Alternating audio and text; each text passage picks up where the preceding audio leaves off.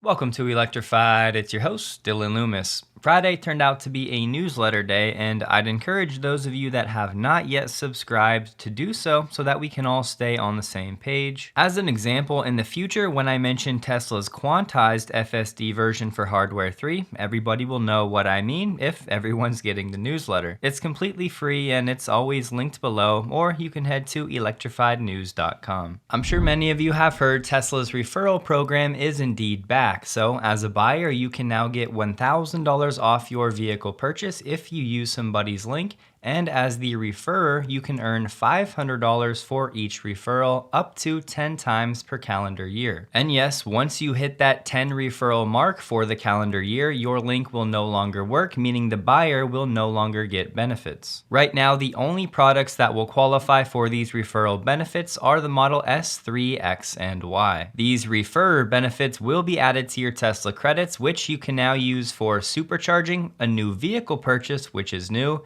any outstanding balance from a service appointment in the Tesla app or the Tesla shop, or an upgrade purchase. Ohio and Virginia residents are not eligible for the referrer benefits, but they do qualify for buyer and loyalty benefits. My understanding is that's not Tesla's fault, those are just state rules. Plus, you'll also have a chance to win an invitation to an upcoming Tesla event. If you're not seeing the new Refer and Earn tab on your Tesla app, just make sure you update it, that should fix the problem. And if you already own a qualifying Tesla product, the loyalty program is back, meaning you can get $1,000 off your purchase of a Model S, 3, X, or Y. Just so you know, there are people out there that recently placed an order that are now canceling, and they're eating that non-refundable $250 payment so that they can get the $1,000 loyalty award for buying a new Tesla vehicle, Cybertruck excluded. I'm sure that will create some headaches for Tesla in the weeks ahead, but it certainly will not be a long-term problem. It looks like, at least so far, this is for the United States only. Given that this new program is capped to 10 referrals per calendar year, there will no longer be a strong incentive for anyone to run ads sneakily using their referral link. But despite the cap, you can still earn up to $5,000 per year, and you can use that to buy a new Tesla vehicle, which is pretty awesome. And the word is that this can indeed be stacked with the $1,000 military discount as well. If you're an Android user, you may need to go through the website version for now. There are plenty of great Tesla creators and fans out there for you to support, so don't let anybody in your circle of influence buy a Tesla without using a valid link. I will have mine in the description below if you need one, and if I do hit the limit, I'll be sure to remove it, and once I hear about the rules for helping others get their links out there,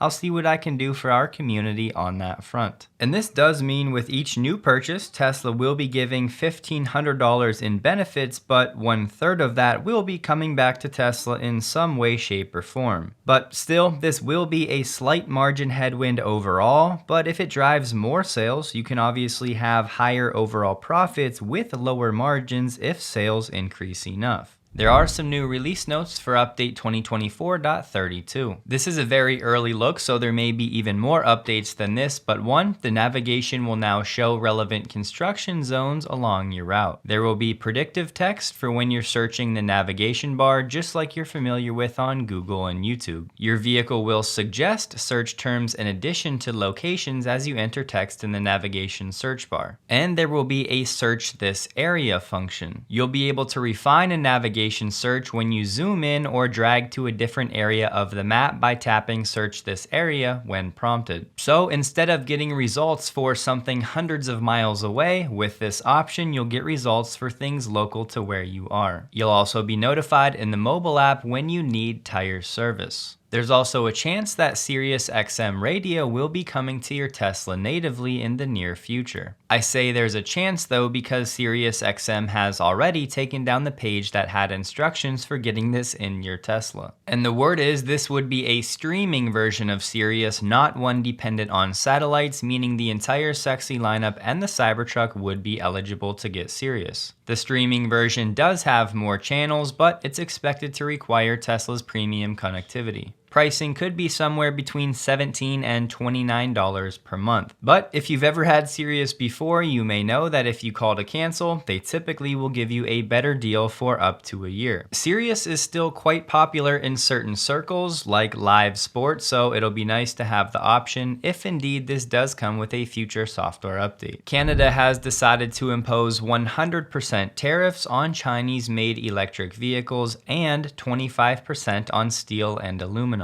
The surtax on EVs will take effect on October 1st, and this is in addition to an existing 6.1% tariff that applies to Chinese EVs. The levies on aluminum and steel will go into effect on October 15th, and the public can comment on this news until it's finalized on October 1st. Canada is also launching a new 30-day consultation on other sectors, including batteries and battery parts, semiconductors, solar, and critical minerals. This isn't really a major surprise given how reliant Canada is on the United States when it comes to exports. The vast majority of Canada's light vehicle production, which last year was 1.5 million units, is actually exported to the US. The government will also limit eligibility for EV incentives to products made in countries that have negotiated free trade agreements with Canada. It plans to review the new levies within 1 year of them going into effect. Just some context, the value of Chinese EVs imported to Canada was $1.6 billion in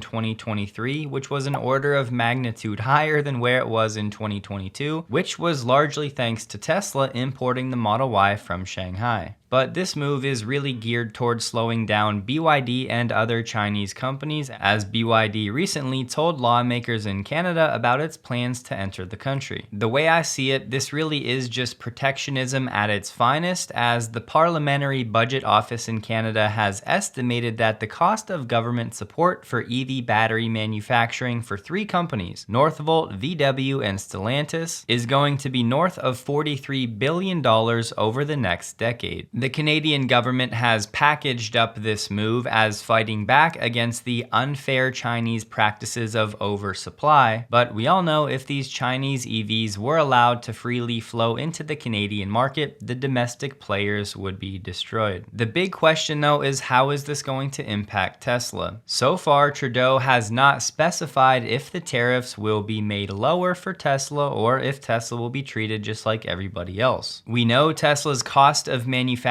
is much lower from China, which is why they've been exporting vehicles from China to Canada, but a 100% tariff would of course render those benefits irrelevant, forcing Tesla to export vehicles from the US to Canada, where Tesla's cost of manufacturing is indeed higher than Shanghai. There's at least a chance Canada gives Tesla a special lower tariff rate as a goodwill move to encourage Tesla to keep expanding operations in Canada, but they'll have to find a justification to do so if they want to go that route. This will also likely end up as a slight margin headwind for Tesla, given Canadian deliveries will now likely come from Fremont, where manufacturing costs are higher. But when you factor in potentially lower shipping costs, it's tough to get a clean read on how this will really shake out. Let's not forget, at one point Trudeau said climate change is the greatest long-term threat we face as a global community. But we all know actions speak louder than words, so what Trudeau should have said back then was competition is the greatest long-term threat to Canada. And listen, I'm not just dunking on Canada here, I have the exact same feelings to the US doing the exact same thing. Elon shared some new video inside of Cortex, Tesla's new AI training supercomputer at Giga Texas.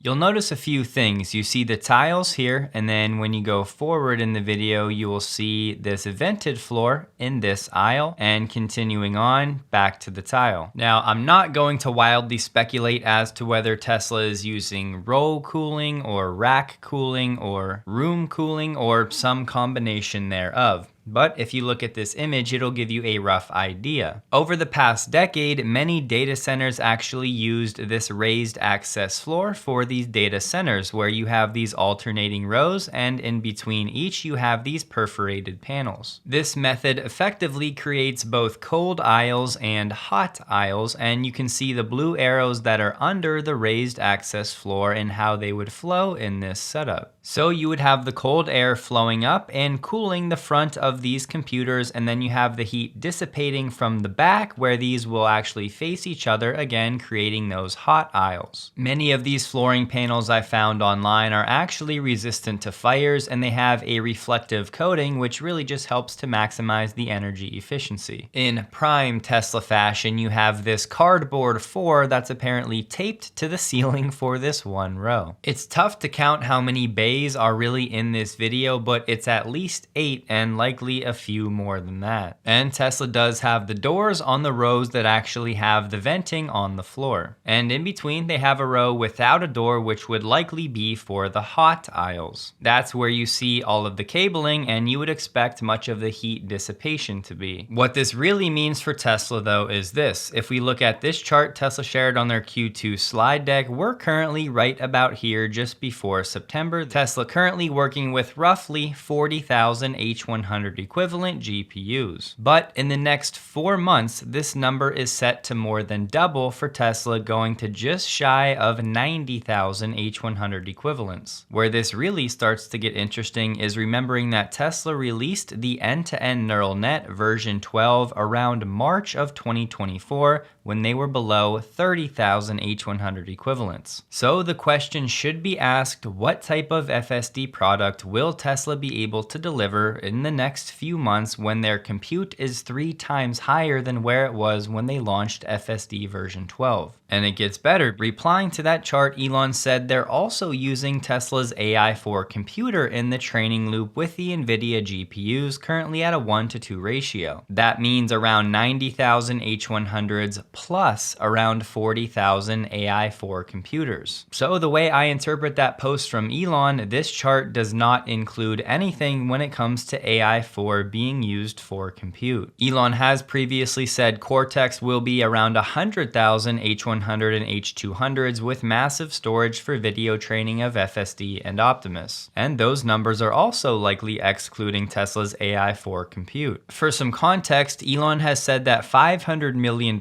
is only equivalent to a 10,000 H100 system from NVIDIA. So barring any volume discounts, if you multiply both of these numbers by 10, that would be about $5 billion for a 100,000 H100 system. And we don't know if this is included in the data or not, but Elon said Dojo 1 will have roughly 8,000 H100 equivalent of training online by the end of this year, which means by the end of this year, Dojo could be accounting for roughly 8% of Tesla's compute capacity. But let's temper our expectations throughout the rest of this year and even the first half of 2025, because Elon has said it's very difficult bringing the 10,000 H100 cluster online. The uptime and performance are low at first, but then they improve with lots of work by Tesla and NVIDIA. But as we've said, once all of this compute capacity is up and running at full speed, maybe we'll call it sometime Q1, Q2 of 2025, that should mean incredible things for the progress of FSD. I really think this is where things are going to start getting interesting again for Tesla. With the robotaxi event around the corner and all of this compute coming online quickly, the next 12 months we should see some pretty exciting updates from Tesla. The South Extension at Giga Texas was a mud field earlier this year, and now all of this compute is being hooked up, and it should drastically improve the performance of FSD and Optimus, which, as we know, are the next growth waves that Tesla is waiting for. Speaking of Cortex, our cerebral cortex handles things like learning, reasoning, and problem solving. A study showed several dietary components have been identified as having effects on cognitive abilities by regulating neurotransmitter pathways, synaptic transmission, and membrane fluidity. In short, it focused on the capacity of nutrients to affect neural pathways that are associated with synaptic plasticity, which is just the incredible capability of the brain to change its structure and function. That's part of why I'm a proponent of AG1, the sponsor of this video. Having a baseline of daily nutrition is simply a prerequisite for giving our bodies what they need to function at optimal levels. Before agreeing to partner with with AG1, I did the research and looked into alternatives. There was no other company as committed to being transparent with sourcing with a laser focus on quality as AG1. There's a reason in an observational study that 97% of participants felt more energy after just 30 days of taking AG1. I first tried AG1 to support Lex Friedman years ago, and it's still good enough for him to continue recommending it years later. If you'd like to try it out, you can get 5 travel packs and a 1-year supply of vitamin D3K2 for free at drinkag1.com/electrified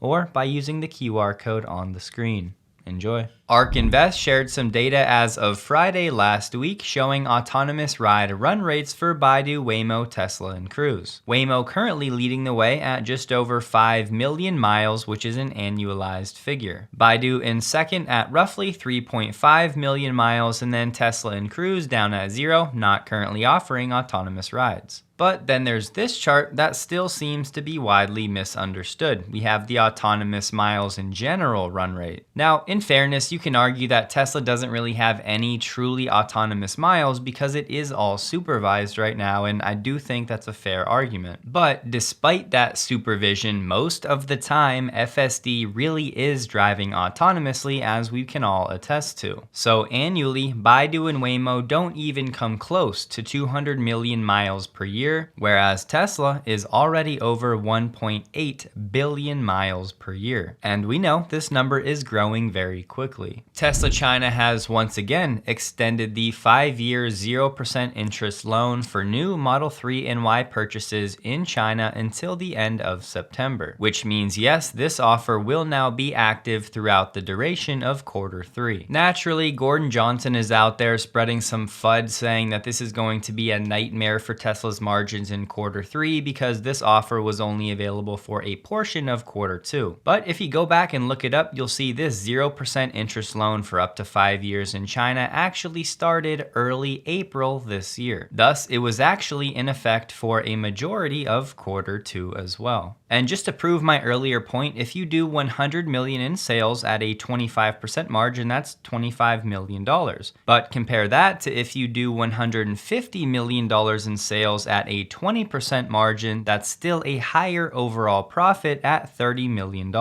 So yes, this move is a slight margin headwind, but again, margins should not be the be-all end-all. The glaring problem with all of this is we'll never know what Tesla's sales would have been without this incentive in China. Holmar said it's weird you cannot use the Cybertruck power outlets while charging, kind of an annoying limitation. Wes did provide a slight hope saying there are several power stages in the AC to DC converter, so it may be possible to use one to charge at a limited rate while simultaneously providing grid generation at a limited rate. But he did say it would require fancy triaging from the controls, which takes time to develop. He said when you supercharge, you're putting DC voltage directly to the high voltage battery, so it does not use the power converter hardware, which is why you can use onboard power while supercharging. That's because the AC to DC converter used to take grid AC and convert it to DC to charge the high voltage battery is the same hardware used to generate the AC you use for your onboard power. Wes said if you're charging with AC power, you likely can plug whatever needs power into the same grid, supplying power for the truck. Which, yes, is kind of a cop-out, but at least now we know why those AC charging limitations for using the onboard power actually exist. That may be fixed in the future, but it sounds like a difficult task. Wes also said the team is considering a stuck detection feature to give drivers a pop-up suggestion when they get stuck in the Cybertruck with ideas on how to get unstuck. Things like air down the tires, try using trail assist, raise the ride height, try sand mode, etc. Before the Cybertruck ever came out, we shared the reminder that early adopters will likely be facing some early challenges with the vehicle. Techie Danny shared on X that her 48-volt battery in her Cybertruck bit the dust after 6,000 miles on the dual motor variant. Now, it'll be fixed under warranty, and she still made it very clear she loves the vehicle, but it's not perfect in the early days.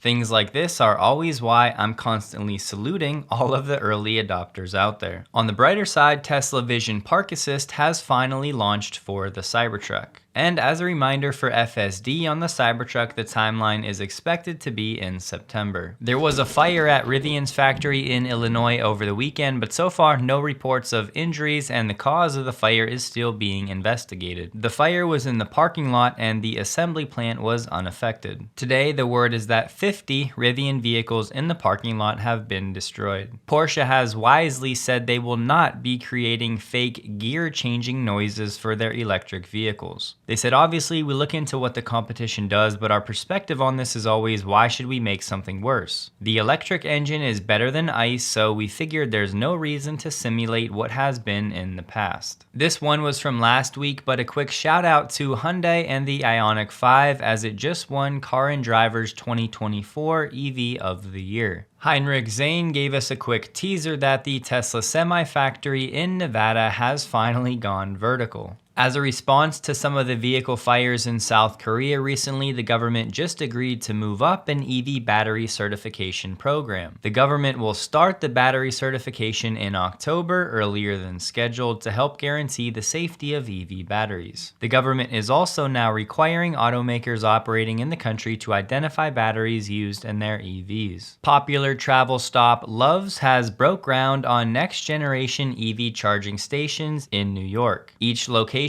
will have 2 dual-port level 3 DC fast chargers. Groundbreaking on 4 NEVI-funded charging stations in Pennsylvania and 4 in Kentucky will start this year, and then they're expecting to begin construction in 13 different states in 2025. Here's a quick look at what those stations will look like. Today, a federal appeals court has revived a Tesla lawsuit in which they're fighting Louisiana's ban on direct vehicle sales. The Court of Appeals in New Orleans reversed a lower court judge's dismissal of Tesla's lawsuit. Tesla had accused various defendants of exploiting their control of the Motor Vehicle Commission to drive Tesla from the market by targeting its sales model. Tesla accused Louisiana officials of illegally banning direct sales since 2017 and restricting the leasing and servicing of its vehicles in the state. The circuit judge wrote Tesla sufficiently alleged the defendants had plausible actual bias, citing emails from the commission's executive director assuring Tesla rivals that their complaints would be addressed. Certainly a step in the right direction for Tesla here, but the appeals court returned the case to U.S. District Judge Sarah Vance in New Orleans, who dismissed it back in June 2023. At least for now, Tesla has a fighting chance to clear the way for its direct sales in Louisiana. Tesla stock closed the day at $213.21, down 3.23%, while the Nasdaq was down 0.85%. It was a lower volume day for Tesla, trading about 29 million shares below the average volume the past 30 days. Don't forget, for anybody interested, check out AG1 linked below. Thank you in advance as always if you do. Hope you guys have a wonderful day. Please like the video if you did. You can find me on X linked below.